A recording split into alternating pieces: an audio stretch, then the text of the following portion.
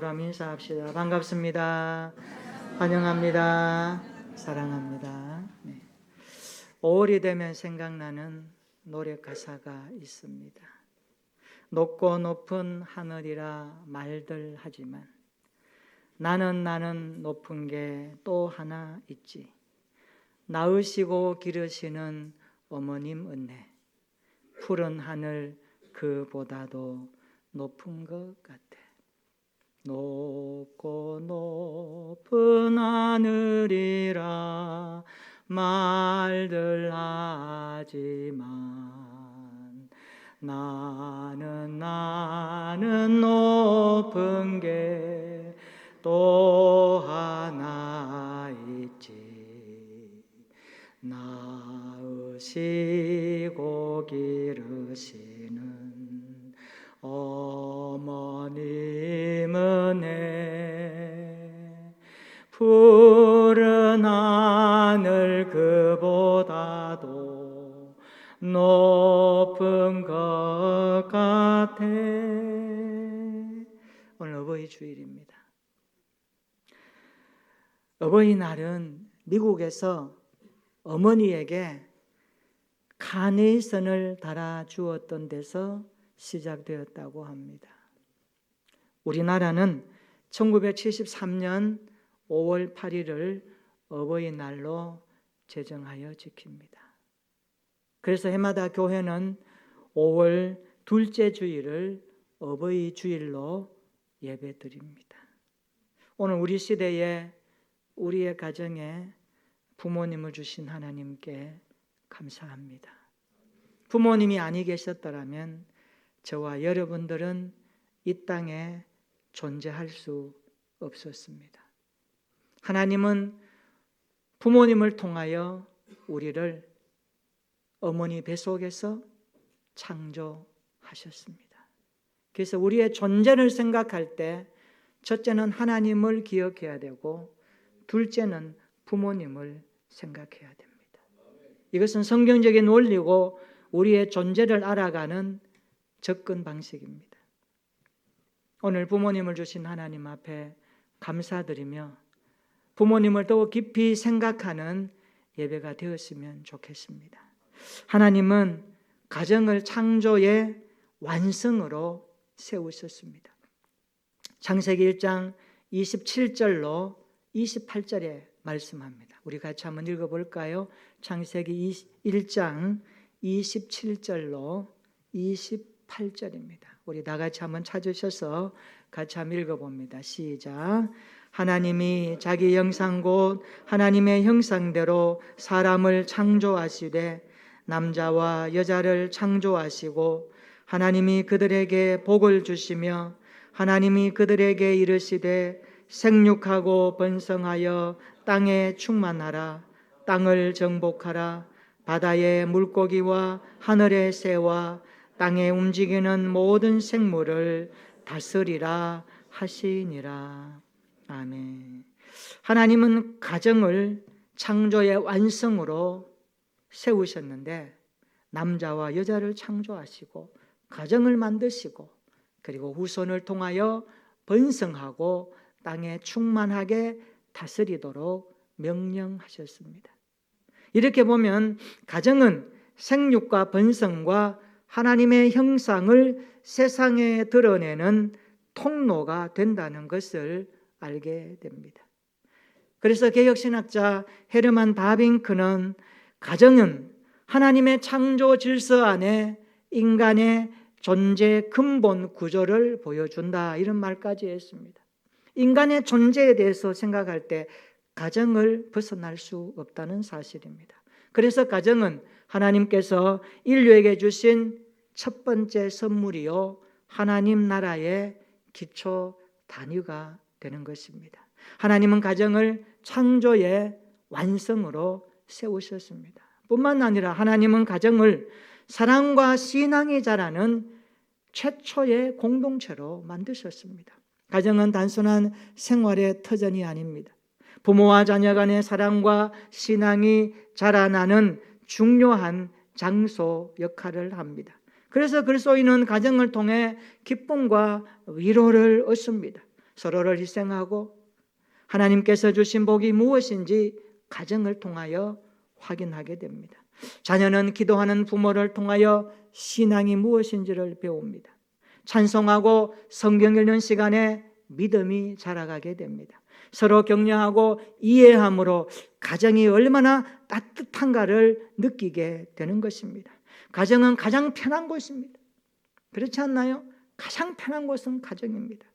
그래서 삶의 보금자리라고 표현하는 것입니다. 자녀는 가정에서 신앙을 배우고 사랑을 느끼고 경험합니다. 그래서 가정은 신앙과 사랑이 자라는 최초의 공동체라는 것을 성경은 밝혀줍니다. 그리고 가정은 화평과 따뜻함이 있는 곳입니다. 현대 가정은 갈등과 불안으로 많이 어려움 속에 있습니다. 그러나 가정은 화목해야 된다, 화평해야 된다라고 성경은 강조합니다. 가정이 화평의 따뜻한 공동체가 되어야 함을 말씀하죠. 여러분, 화평이라는 것은 갈등이 없다는 것이 아닙니다. 화평이라는 것은 갈등 속에서도 용납과 이해를 통하여 사랑을 만들어가는 현장이 바로 화평의 현장입니다. 화평은 은혜로 가능합니다. 자기의 부인을 통하여 하나님 앞에 점점 더 새로워지는 가정의 모습을 만들어가는 겁니다. 화평이 있는 곳에 따뜻함이 있듯이 화평은 우리의 가정의 소중한 자산입니다. 그래서 화평이 있는 곳에 따뜻함이 경험되는 것입니다. 존 머리라고 하는 개혁신학자는 이런 말을 했습니다. 진정한 화평은 진리 안에서만 가능합니다. 복음이 들어가는 곳에 따뜻함이 경험됩니다. 이것이 가정의 열매입니다. 이런 말씀을 했습니다. 그렇습니다. 가정의 화평은 단순한 정서적인 안정이 아니라 복음의 실천과 내용 속에 담겨 있다는 사실입니다. 그래서 복음은 화평을 가져오고 따뜻함을 가져옵니다. 가정은 하나님의 은혜를 나누는 공동체입니다. 가정은 은혜의 보관소이자 분배처입니다. 가정에서 받는 그 사랑과 그 은혜와 그 놀라운 것들을 우리는 세상 가운데서 줄 수 있는 힘을 가정에서 얻습니다. 가족이 서로 연약함을 덮어주고 은혜를 나누며 복음을 실제적으로 살아내는 곳이 바로 가정입니다. 특별히 시니어 시대 어떻습니까? 하나님 주신 은혜의 역사를 우리 자녀 손주들에게 나누어져야 될 자리가 시니어 세대 아닙니까? 그것을 영적 유산으로 나누어줘야 될 곳이 바로 가정에서 시작되는 것입니다. 존 프레임은 이렇게 말합니다. 교회와 가정은 함께 하나님의 영광을 드러내는 이중적 공동체를 가지고 있습니다. 가정과 교회를 그렇게 표현합니다. 가정이야말로 하나님의 통치가 구체적으로 실현되는 공간입니다. 그렇게 말했습니다. 그렇습니다. 은혜가 넘치는 가정은 하나님의 나라 확장 그 자체이고, 은혜가 넘칠 때에 하나님의 사랑이 얼마나 크다는 것을 우리는 가정에서 경험하게 됩니다. 그래서 가정은 피로 연합된 소중한 공동체입니다. 이런 말이 있죠. 피는 물보다 진하다. 이 말은 근원적으로 가정을 두고 하는 말입니다. 피를 나눈 부모, 자식, 형제 사이는 정이 아주 두텁다는 뜻입니다.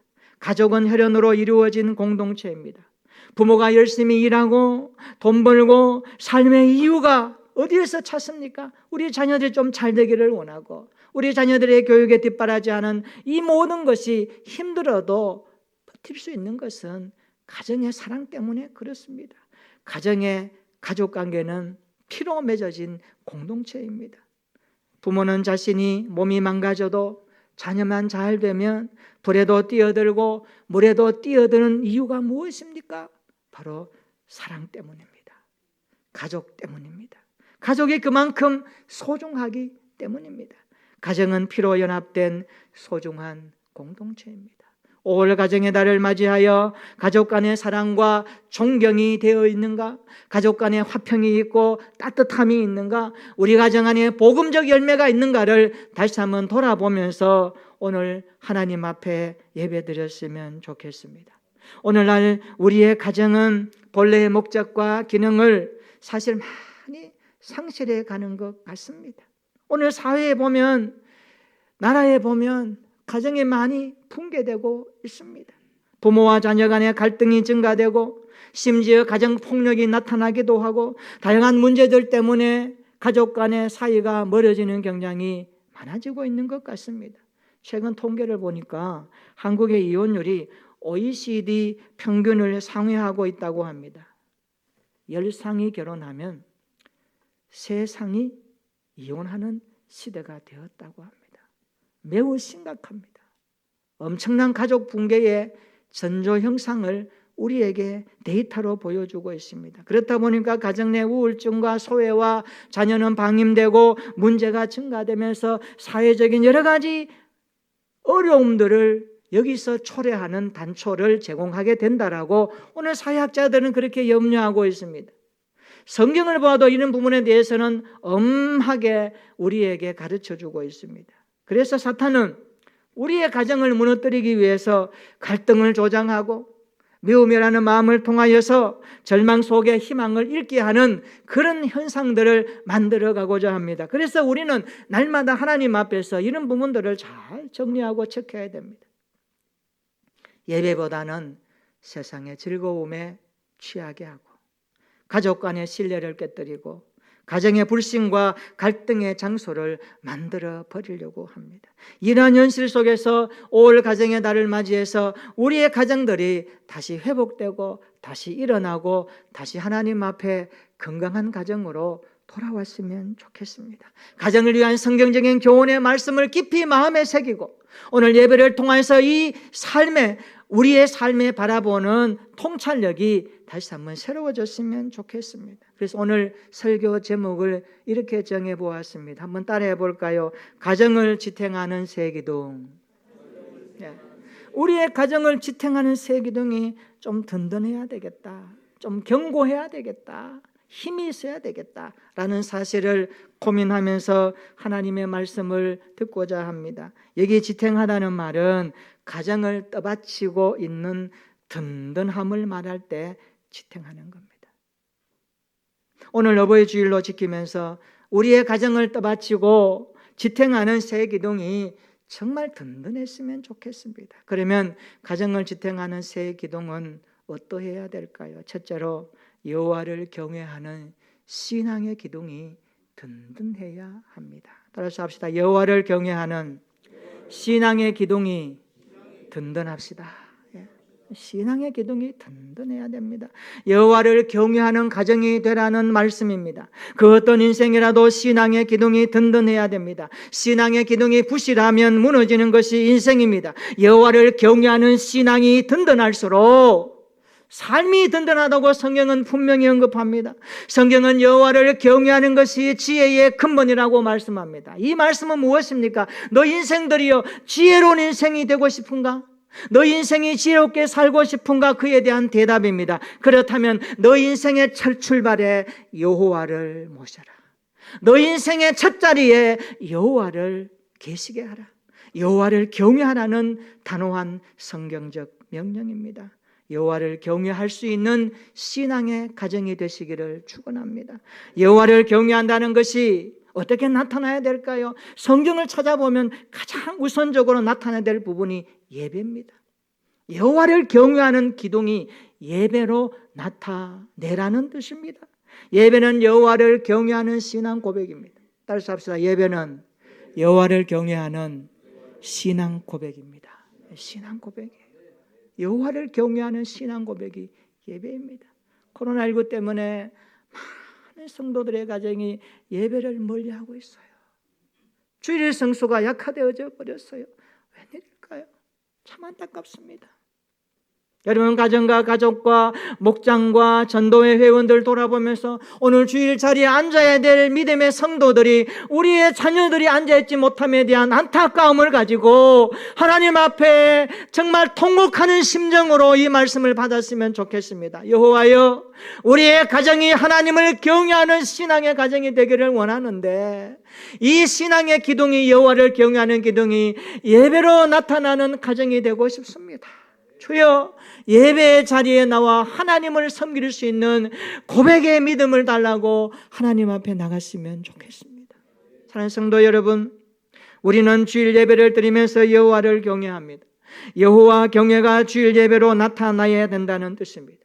주일 성수는 여호와를 경외하는 가정의 첫 출발이고 신앙의 첫 출발이고, 우리의 신앙이 부활하신 주님 앞에서는 일주일의 첫 시간을 하나님 앞에 나가는 놀라운 우선순위입니다. 이것을 하나님 앞에서 고백하는 겁니다. 여호와를 경외하십니까? 예배를 예배로 드리시기를 축원합니다. 예배가 하나님 앞에 우선이 되시기를 축원합니다. 시편 112편에 보면 여호와를 경외하는 자에게 여러 가지 복을 말씀하셨는데, 제가 읽어보면서 너무 가슴에 울림이 되었고, 하나님이 이렇게 우리에게 복을 주시려고 하는구나. 시편 112편 여러분 집에 돌아가셔서 한번 읽어보시고 묵상하십시오. 여호와를 경외하는 자에게 이런 복을 약속하셨습니다. 후손이 땅에서 강성하리라. 부와 재물이 그 집에 있으리라. 영원히 그의 인생이 흔들리지 아니하리라. 흉한 소문을 두려워하지 아니하리라. 그는 마음이 견고하여 두려워하지 않을 뿐만 아니라 그의 의가 영구히 있고 그 뿔이 영광 중에 들리리로다. 그 인생을 영화롭게 하시겠다는 뜻입니다. 여러분, 이것보다 더 놀라운 복이 어디 있습니까? 우리의 가정이 이런 복을 누릴 수 있기를 예수님의 이름으로 축원합니다. 여호와를 믿고 여호와를 따르며 여호와를 높이는 경외의 가정이 되어져서 우리의 가정들이 신앙의 첫 번째 기둥, 여호와 경외의 기둥이 든든하게 세워지기를 예수님의 이름으로 축원합니다. 가정을 지탱하는 새 기둥 두 번째는 본을 보이는 부모의 역할입니다. 하나님이 우리의 가정에 부모를 왜 주셨을까? 왜 아버지 어머니를 주셨을까? 바울은 부모의 역할을 이렇게 강조합니다. 오늘 본문 4절 한번 읽어볼까요? 에베소서 6장 4절입니다. 시작. 또 아비들아 너희 자녀를 노엽게 하지 말고 오직 주의 교훈과 훈계로 양육하라. 아멘. 부모는 자녀를 노엽게 하지 말고 키워야 한다는 뜻입니다. 부모가 자녀를 노엽게 하는 데는 이유가 있습니다. 지나친 엄격함. 부모가 자녀에게 지나친 엄격함. 두 번째, 무리한 부탁. 무리한 부탁을 주어서 자녀가 부담을 많이 느끼면 안 돼요. 그리고 모질게 대하면 안 돼요. 막 강압적으로 하면 안 돼요. 그리고 편애, 형제 간에 자식 간에 편애하면 안 돼요. 이런 것들이 자녀를 분노케 합니다. 사람이 분노하면요, 관계가 깨어져서 일이 안 됩니다. 가정에 이런 부분이 있으면 안 된다는 거예요. 다시 말하면 부모는 자녀를 자신에게 맡겨진 인격체로 알고 하나님이 맡겨주신 선물로 알고 자녀를 양육하라는 뜻입니다. 자녀를 대하라는 뜻입니다. 인격적으로 대하라는 뜻입니다. 자신의 소유물로 대하지 말라는 뜻입니다. 내가 못 배운 것 한이 되어서 자녀를 통하여서 그 응어리를 풀어보겠다 하는 자기 욕심, 자유 소유물적 교육관, 하나님 앞에 정당하지 않습니다. 내려놓아야 합니다. 그렇게 하면 자녀가요, 빗나가게 됩니다. 우리가 말씀을 앞에 놓고 보면 얼마나 우리 인생의 부모들에게 주신 여호와의 말씀이 준엄하고 명확하고 철저하다는 것을 알게 되지 않습니까? 본을 보이면서 부모의 역할을 감당하라는 뜻입니다. 어떻게 해요? 주의 교양과 훈계로, 주의 교훈과 훈계로, 주의 교훈과 훈계로 양육하려면 부모는 범사에 본을 보이면서 살아야 합니다. 부모의 말에 권위가 있게 하려면 본을 보여야 합니다. 본이 되지 않는 말과 행동은 그때뿐입니다. 부모가 먼저 본을 보이면서 살아가는 삶 자체가 교훈이 되고 아이에게 영향력이 된다는 뜻입니다. 교훈과 훈계 속에 먼저 본을 보이며 실천하는 부모의 역할이 있기를 주의 이름으로 축원합니다. 이게 부모가 해야 될 기둥입니다. 부모의 역할 기둥입니다. 이 기둥이 든든히 세워져야 하는 것입니다. 이것은 마치 예수님께서 제자들의 발을 씻기시며 하신 말씀과 동일합니다. 너희도 이와 같이 하라. 예수님의 본을 배우는 겁니다. 그래서 우리 자녀들이 부모님을 통하여서 예수님의 모습을 보는 겁니다. 그것이 감동 아니겠습니까? 그것이 교훈 아니겠습니까? 그것이 자녀들의 인생을 바꾸는 단초가 되지 않겠습니까? 올 가정과 나라를 위한 기도문에 이런 내용이 실려 있습니다. 본이 되는 부모가 되게 하옵소서.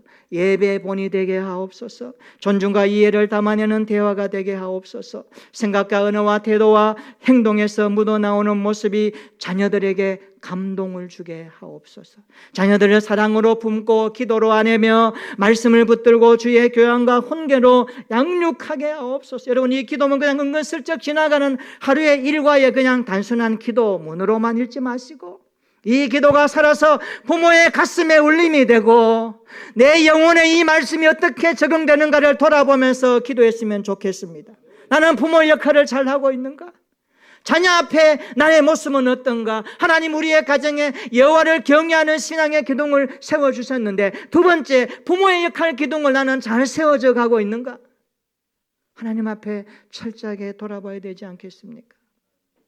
할렐루야. 찬양대 찬양가사처럼 자녀를 위해 눈물로 뿌린 기도의 씨앗은 반드시 열매로 맺게 하십니다. 이게 부모의 역할입니다. 자녀를 가슴에 품고 기도하는 거예요. 자녀가 속을 썩이십니까? 자녀 때문에 아픔이 있습니까? 걱정되십니까? 염려가 있습니까? 그 시간에 하나님 앞에 자녀를 품고 기도하는 부모가 되시기를 축원합니다. 그래서 기도는 하나님이 반드시 응답하십니다. 응답하셔요. 하나님의 때가 되면. 오늘 본을 보이는 부모의 역할로 우리의 가정이 든든한 기둥이 세워졌으면 좋겠습니다. 세 번째, 가정을 지탱하는 세 번째 기둥은요, 부모 공경을 순종하는 자녀의 모습입니다. 부모 공경을 순종하는 자녀의 자리입니다. 오늘 본문 1절로 3절 한번 읽어볼까요? 자녀들에게 주시는 여호와의 말씀입니다. 에베소서 6장 1절로 3절입니다. 시작.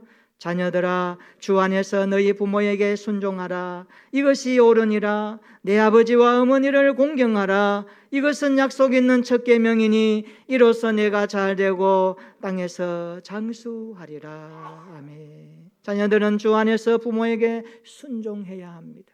아버지와 어머니를 공경해야 됩니다. 이것이 약속 있는 첫 계명입니다. 잘되고 장수하는 복을 하나님이 약속하셨습니다. 한마디로 부모 공경을 순종하는 자녀가 되라는 뜻입니다. 여러분, 우리 자녀들 한번 보세요. 부모님 말씀에 얼마만큼 순종하는가? 이웃 어른들의 말에 얼마만큼 경청하며 존중함으로 받아들이는가? 미래학자 에번 토플러가 이런 말을 했습니다. 종말이 가까울수록 인류가 느끼는 가장 큰 충격은 이런 것이다. 그것은 부모의 권위가 붕괴되면서 가정이 몰락하는 것이다. 굉장히 충격적인 말을 했습니다. 부모의 권위가 몰락하면 안 돼요. 자녀들은 부모의 권위를 존중해야 됩니다. 인정해야 됩니다. 내가 여기까지 오게 하신 이는 하나님이시지만 하나님이 부모의 손끝을 통하여 부모의 사랑을 통하여 부모의 은혜를 통하여 하나님의 사랑을 흘러오게 하셨던 이 놀라운 존재의 첫 근거가 부모의 사랑에서 찾아야 됩니다. 그래서 자녀는 부모를 대할 때 존중하며 공경하는 마음으로 대우해야 됩니다. 디모데후서 3장 2절에 바울은 말세가 되면 부모를 거역하는 일이 고통스럽게 다가올 것이라고 말합니다. 이런 종말의 시대에도 부모를 공경하는 순종하는 자녀가 되기를 주님의 이름으로 축원합니다. 부모 공경은 하나님이 주신 권위에 순종하는 시간입니다. 하나님은 부모에게 영적 권위를 주셨어요. 그 위치에 권위를 주셨어요. 질서적인 차원의 하나님이고 부모님이고 나입니다. 관계가 이렇습니다. 하나님은 인간을 창조하시고 부모님을 통하여 나를 창조하신 것입니다. 그래서 하나님의 권위에 부모 공경이 함께 따라오는 것입니다. 내가 하나님을 공경합니까? 하나님을 순종합니까? 보이는 부모에게 공경하고 순종하라는 말씀입니다. 부모님의 말씀을 가슴 무거움으로 받아들여야 합니다. 부모님의 건강과 필요를 채워드려야 합니다. 노후에 부모님이 외롭지 않도록 공경할 수 있는 자녀가 되라는 말씀입니다. 부모님의 사랑을 깊이 생각하는 5월 가정이 되었으면 좋겠습니다. 나태주 시인이 아버지께 드리는 그늘 아래라는 시 한 편을 소개합니다. 이런 내용입니다. 당신은 한 그루 커다란 나무였습니다. 바람막이 되어주시고 햇살을 양보해 주셨습니다. 어린 나를 위해 언제나 그 자리에 계셨습니다. 부모의 자리가 그런 것입니다. 오늘 예배드리고 집에 가시면 부모님 두 손을 꼭 붙들고, 혹 부모님이 먼저 천국 가시고 안 계시면 생전의 부모님의 그 모습을 떠올리면서 이렇게 말해보면 어떨까요? 어머니 아버지 낳아주시고 길러주셔서 감사합니다. 바람막이가 되어주시고 햇살같이 내 인생을 여기까지 오게 하셔서 감사합니다. 앞으로 내가 부모님의 그늘이 되어드리고 부모님의 바람막이가 되어드리고 부모님께 힘이 되어드리겠습니다. 좀 더 성숙한 모습으로 부모님의 사랑에 반응했으면 좋겠습니다. 꼭 그렇게 하시기를 바랍니다. 부모님 손잡고 눈을 보면서 쑥스러워도 멋쩍어도 해야 돼요. 한국 사람들은 표현력이 좀 둔탁해요. 아니에요. 성경을 보세요. 표현력이 굉장히 맛깔스럽습니다. 우리 하나님 표현한 거 보세요. 얼마나 우리 사랑하시는지. 시편 읽어보세요. 다윗의 시편 보세요. 성경 바울서신 보세요. 하나님의 표현 사랑이 굉장히 맛깔스럽습니다. 우리 그거 배워야 되잖아요. 아버지 배워야 되잖아요. 집에 돌아가시면 부모님 손 꼭 잡고 낳아주시고 길러주셔서 감사합니다. 어머니 아버지 저 때문에 속 많이 끓이셨죠. 이제는 그런 자녀 되지 않겠습니다. 좀 돌아보고 회개하면서 부모님의 사랑에 더 깊은 울림이 있는 가슴의 표현으로 부모님을 안아드리고 했으면 좋겠어요. 이게 부모님의 공경과 부모님의 말씀에 순종하는 시작 아니겠습니까?